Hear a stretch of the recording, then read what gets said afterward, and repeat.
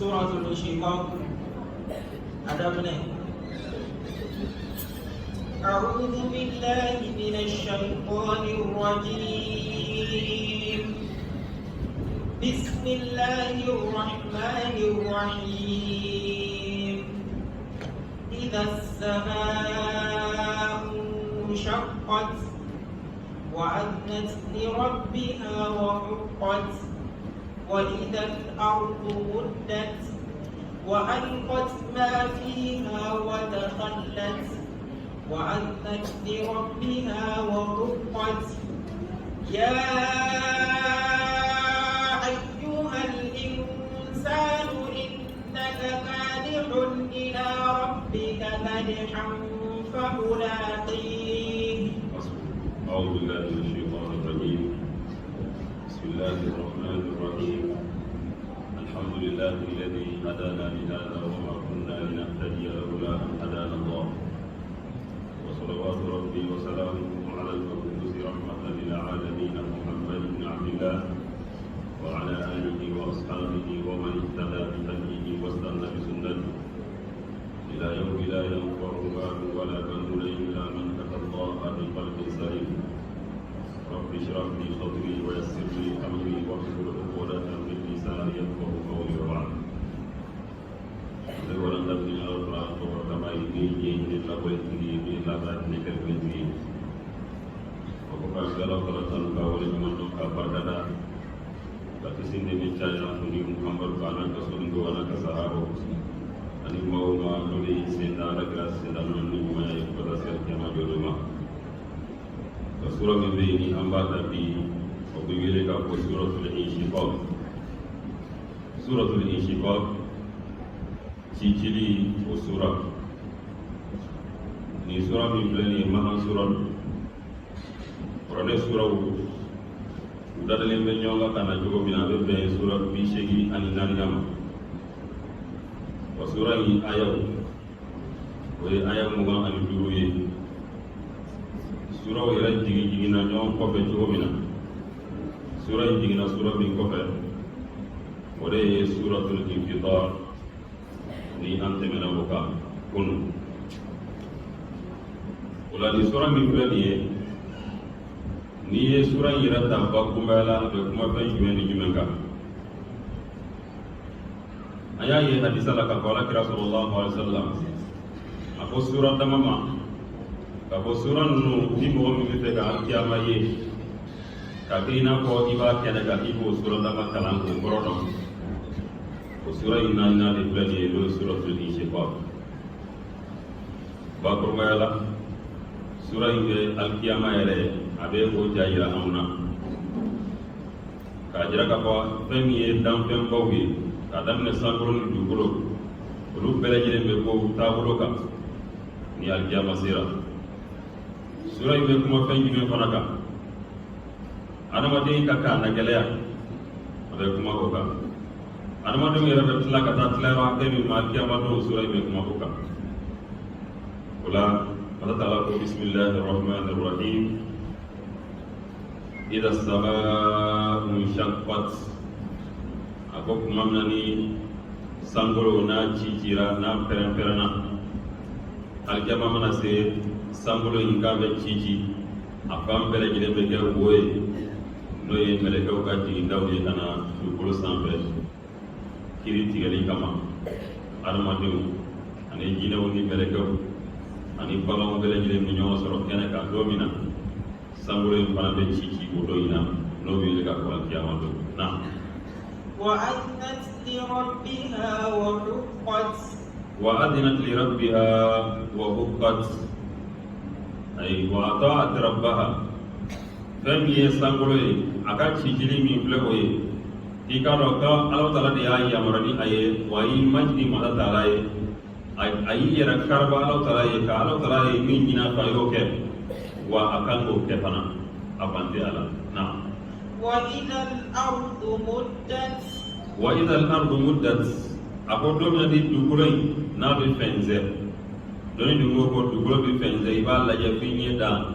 ite soye ala ite yiri yala ite bulu yala ite foyi de ye ala bɛɛ lajɛlen tilen do ɲɔgɔn fɛ ka taa jigijigi ni tintin o t'a la o kɔnɔ dugukolo bɛ kɛ i n'a fɔ golodogilaw mana golo dogi n'u y'a dogi k'a siw na fɛn bɛɛ lajɛlen bɔ a la k'a nuguya o bɛ tila tuguni ka kɔntigi k'a kɛrɛw gɛngɛ k'a sama donc a bɛ sama k'a tile pɔri cogo min na dugukolo fana bɛ kɛ o lahala de la alikiyama don wa idal ardu muddat a ko don min dugukolo bɛ sama ka mɔɔnabɔ i b'a lajɛ f'i ɲɛ da i n'a fɔ golodogila bɛ golo sama cogo min na k'o ye alikiyama ye na وألقت ما فيها وتخلت وألقت ما فيها وتخلت fɛn o fɛn bɛ dugukolo kɔnɔ dugukolo b'a bɛɛ lajɛlen seri k'a bɔ kɛnɛma a su o a nafolomafɛn o a fɛn fɛn tɛ dugukolo dɔ ye dugukolo b'a bɛɛ lajɛlen seri k'a bila kɛnɛma nin dɔ in na a nana hadisa la k'a fɔ maa min bɛ yen n'a y'a sɔrɔ a ye fagali kɛ walima fagara nafolo nɔfɛ a bɛ sanu tolen dugukolo sanfɛ a bɛ kan dɔ k'a fɔ nin min filɛ ne fagara nin de kama a bɛ tɛmɛ n'a yɛrɛ ye min bolo tigɛra a nɔfɛ o b'a fɔ ne bolo tigɛra min kama o de filɛ nin ye min yɛrɛ ye sinji tigɛ nafolo nɔfɛ o b'a fɔ ne ye sinji tigɛ min kama o de filɛ nin ye mɛ kungo wɛrɛ bɛ mɔgɔw da la nin dɔ in na min tɛ nafolo ko ye bɛɛ lajɛlen b'i kɔ don sanu bilen tolen la dugukolo sanfɛ bɛɛ b'i kɔ don nafolomafɛn tolen la dugukolo sanfɛ o y'a sɔrɔ dugukolo Ala Taala y'a yamaruya k'a bɛɛ wɔgɔ ka bɔ fɛn fɛn b'a kɔnɔ k'a daminɛ adamaden su la ka taa bila nɛgɛmafɛnw na sanumafɛnw na a b'a bɛɛ lajɛlen labɔ kɛnɛma k'a to Masa Taala ko nin dɔ in ye alikiyama don ye na وأذنت لربها وحقت وأذنت لربها وحقت i k'a dɔn fɛn min ye dugukolo ye Masa Taala y'a yamaruya ni min kɛli ye k'a ye o kɛ wa a ka kan k'a kɛ fana a ban tɛ a la a b'i yɛrɛ majigi k'i yɛrɛ kolo Masa Taala ye Ala y'a yamaruya k'a fɔ fɛn fɛn b'i kɔnɔ a bɛɛ bɔ o yɔrɔ bɛ dugukolo b'a bɛɛ lajɛlen seri ka bɔ kɛnɛma i n'a fɔ an b'a ye i b'a dɔn ko caman bɛ yen n'o bɛ fɔ ni maa y'i sigi k'i miiri ka jateminɛ kɛ i b'a taamasiyɛn dɔw ye diɲɛ yɛrɛ kɔnɔ kuma dɔ la dugukolo bɛ tasuma bɔ a kɔnɔ mɔgɔ yɛrɛ tɛ sigi n'a ye yɔrɔ min na i b'a sɔrɔ tasuma kami de bɛ poyi ka bɔ dugukolo kɔnɔ a jiwɛlɛma kuma dɔ la fo mɔgɔ minnu b'a kɛrɛfɛ n'a y'a sɔrɔ dugu bɛ yen dugu yɛrɛ bɛ déplacé donc an b'a ye ka fɔ ja fɛn caman de bɛ dugukolo in kɔnɔ an bɛ ka taama sanfɛ ko caman de b'a kɔnɔ wa ni Ala Taala y'a yamaruya k'a bɔ a b'a bɔ i n'a fɔ i bɛ tasuma ye ka bɔ dugukolo kɔnɔ cogo min na a b'i woyo ka taa o ye diɲɛ yɛrɛ kɔnɔna ye donc Ala Taala ko ale de y'a yamaruya nin ye a y'i yɛrɛ majigi Ala ye i yɛrɛ kolo Ala ye k'Ala ka yamaruya k'an bɔ a sira fɛ wa huqqat wa a kan k'a kɛ fana na يا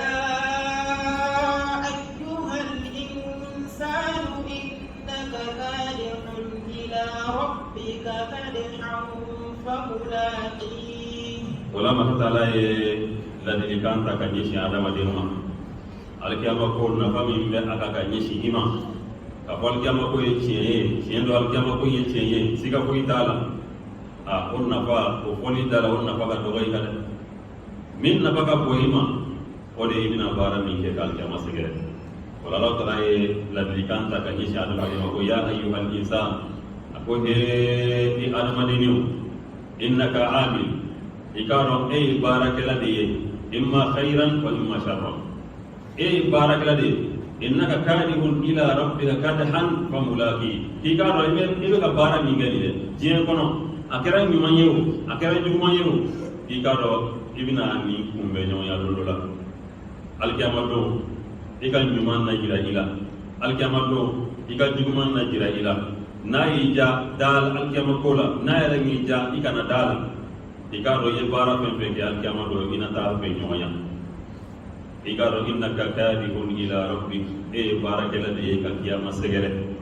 kadhan baara min bɛ yen famulaqihi i bɛna baara in bɛɛ ɲɔgɔnya i n'a bɛna ɲɔgɔn kunbɛn a bɛ sara da i ɲɛ kɔrɔ i ye nin de kɛ nin waati in na nin yɔrɔ in na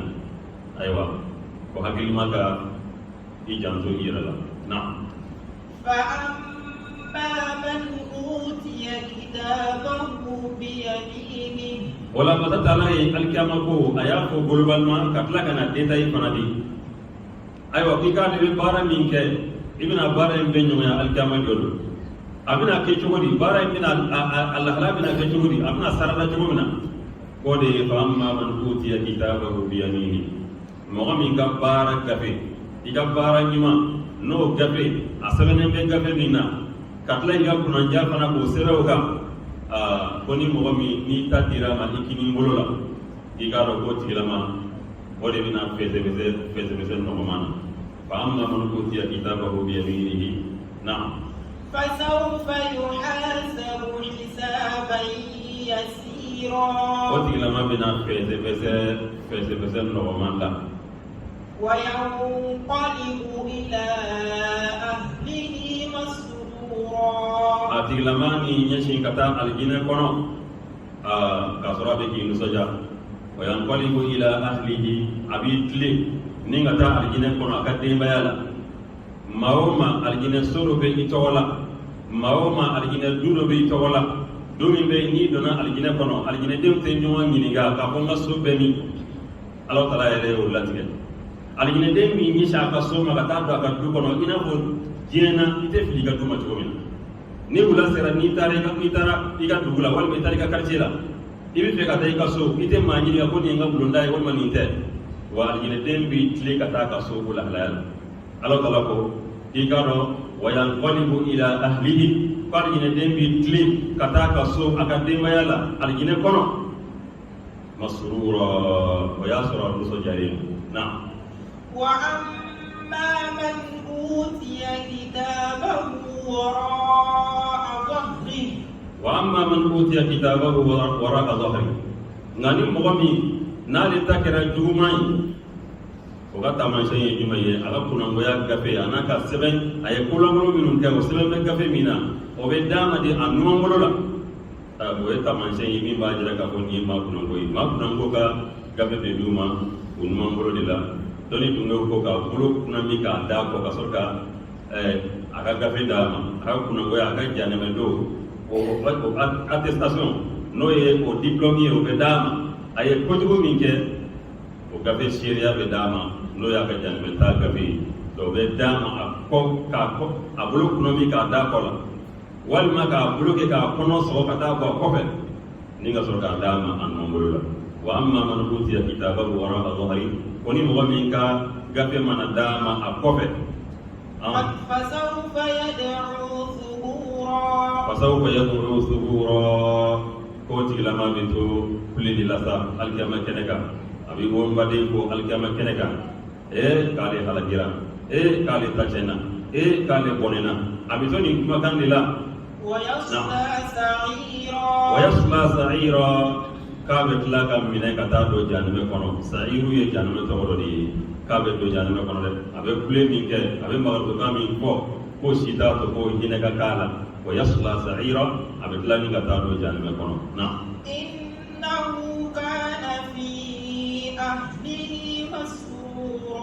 innahu kana fi ahlihi masrura kafun kera maye jiye kono kafun bi nusoja akademba ala soka ala soso ala kota anaka demaya kumbe balo ko de ka du kono ibu janga yele ube ku nyagaro ko ke no e ala so ko yi donc ka yele ka nusoja haramu dunika kan nusoja tonika kan nusoja yela bonaka ala ko mo wala do fembe yin ala kota wi o de ku nyonyi ni malaka du kono anaka du de ngu yela jina je gorila innahu kana fi ahlihi masrura ka ngara je kono abi nusoja ala kota la ka du kono na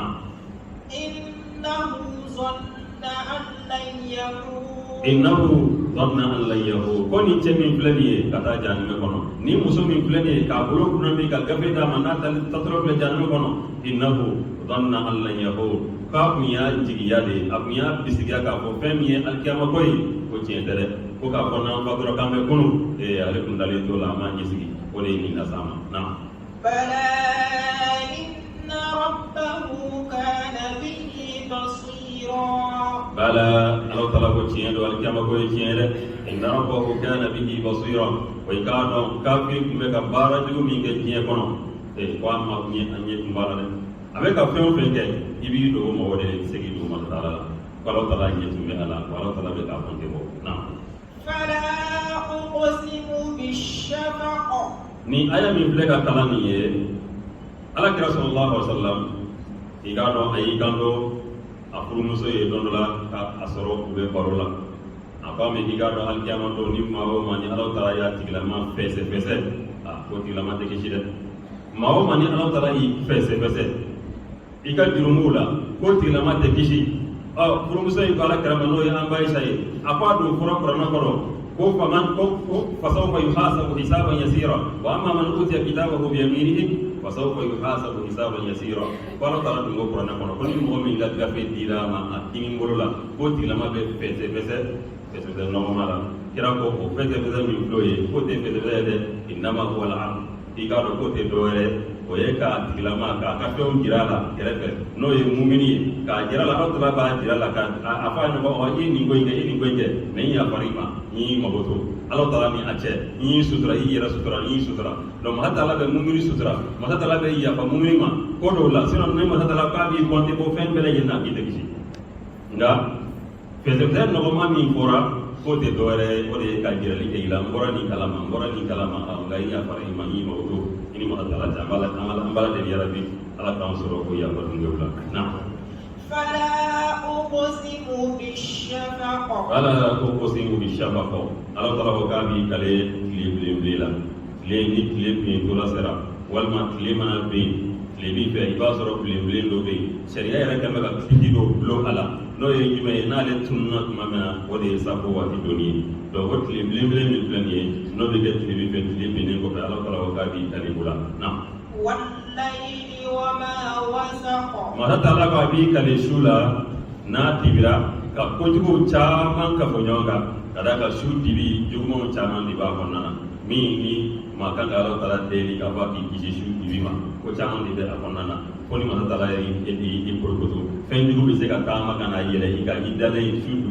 dugutilaw na walima i sigilen a bɛna taama ka yɛlɛ i ka kojugu k'i la e ɲɛ tɛ a la a gɛrɛlen do i la zonw ka yala waati y'o ye maajugu ka bɔ yala waati y'o ye hali dama jugu bɛɛ lajɛlen ka bɔ waati ye sufɛlaw ye donc masa taala a b'a bi kale su la a n'a tibi ye fɛn min ka fɔ na والقمر إذا اتسق أي كale kalo la n'a nɔrɔ dafara kalo a tile 13 tile 14 tile 15 o fana kiri dɔ sɛmɛnen do o la sariya kɔnɔ n'o ye alakira sallallahu alaihi wasallam a tun b'a ka sahabaw su ka kɛ o waati ninnu suni kan n'o bɛ wele ko ayyamul bid ye tile bɛɛ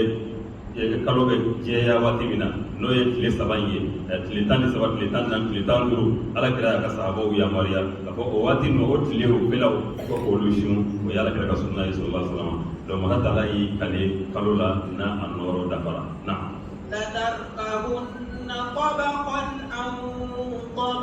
لتركبن طبقا عن طبق ala taala y'i kale k'a fɔ bɛ bɔ lahalaya dɔ la ka taa lahalaya dɔ la adamaden bɛ bɔ jiya la ni ka kɛ jolikuru ye ka bɔ jolikuruya la ni ka kɛ sogokuru ye ka bɔ sogokuruya la ka nifiya la a bɛ na diɲɛ kɔnɔ a b'i to diɲɛ kɔnɔ ka taa yɛrɛ sɔrɔ lahara a b'i to lahara ka tila ni bɛ fiya la tuguni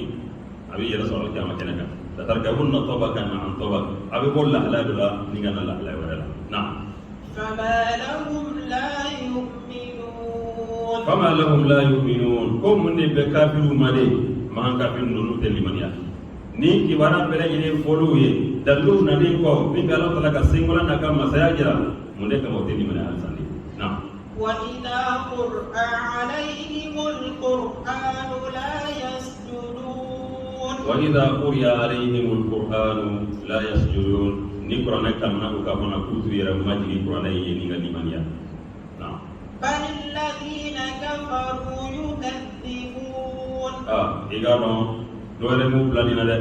kafiriya bali ladina kafaru i ka dɔn tiɲɛ yɛrɛ la fɛn min ye kafiru ye foyi m'u bila nin na yukadhibun u bɛ alikiyama ko de nkalontigiya o ma da alikiyama ko de la o de kɛmɛ k'u dusu ja n'u tɛ ɲuman kɛ na والله أعلم بما يوعون والله أعلم بما يوعون i ka dɔn Alahu Taala ye masa ye min bɛ fɛn dɔn u bɛ min baara u bɛ ka fɛn fɛn kɛ Alahu Taala bɛ a bɛɛ lajɛlen kalama fɛn min b'u dusukun na Alahu Taala bɛ nin bɛɛ lajɛlen kalama na فبشرهم بعذاب أليم Muhammadu kafiru ninnu nisɔndiya k'o nisɔndiya ni fɛn jumɛn ye ni ɲangata dimi ma ɲangata gɛlɛn ma alikiyama jɔlo n'o ye jahanɛmɛ tasuma ye na إلا الذين آمنوا وعملوا الصالحات لهم أجر غير ممنون man be nu sinde nyangata ko ina alkiyama do o de liman ya joyi illa alladhina amanu wa amilus salihat igadonga man nu liman yara ninga bara nyimante lahum ajrun ghayru mamnun sarabe uye sarabi be ni kanta sarabu uye sarabi be na te potige noy aljine amala de laka ambere ni gesge aljine la wala ni suratul hinshi ko bi lama yoroy ambeta suratul na سورة